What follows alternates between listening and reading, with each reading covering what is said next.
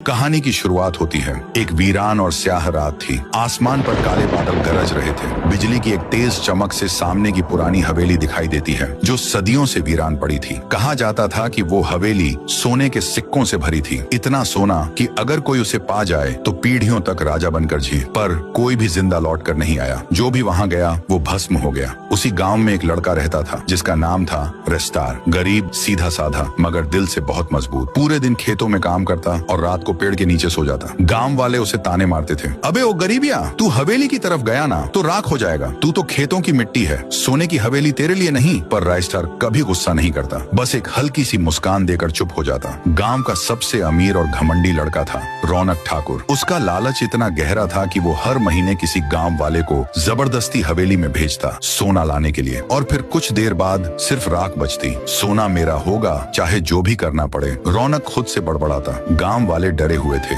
लेकिन कोई कुछ कह नहीं सकता था। एक रात रौनक एक रहस्यमयी बाबा के पास जाता है। वो हाथ जोड़कर कहता है, बाबा मुझे हवेली का सोना चाहिए, मेरी जान भी चली जाए तो चले। बाबा धीरे से आंखें खोलता है और कहता है, सोना चाहिए तो सुन, हवेली का खजाना सिर्फ उसका होता है जो उसका असली वारिस है। अगर तू उस वारिस के साथ जाएगा तो तू जिंदा रह सकता है। अगले दिन रेस्टर अपने टूटे जूते और फटी कमीज में खेत से लौट रहा था। हवेली के सामने से गुजरते वक्त उसकी आंखें रुक गईं। वो बुदबुदाया, अगर सब सच है तो आज किस्मत आजमा कर देखता हूँ। जान तो हर दिन जा रही है, कम से कम मरते वक्त कुछ समझ आ जाए। डरते डरते कांपते हुए वो हवेली के दरवाजे को पार करता है और कुछ नहीं होता। ना कोई आग, ना कोई राख, बस एक गूंजती हुई आवाज, वापस आ गया मेरा वारिस। रेस्टार हक्का बक्का रह गया, आंखें चौड़ी, दिल तेज धड़क रहा था। हवेली के अंदर का सोना चमकने लगा था। उसी वक्त रौनक ठाकुर दूर से देख रहा था। वो चौंक गया। वो मरा नहीं, इसका मतलब वो ही है हवेली का असली वारिस। अब रौनक की आंखों में हवेली का सोना नहीं,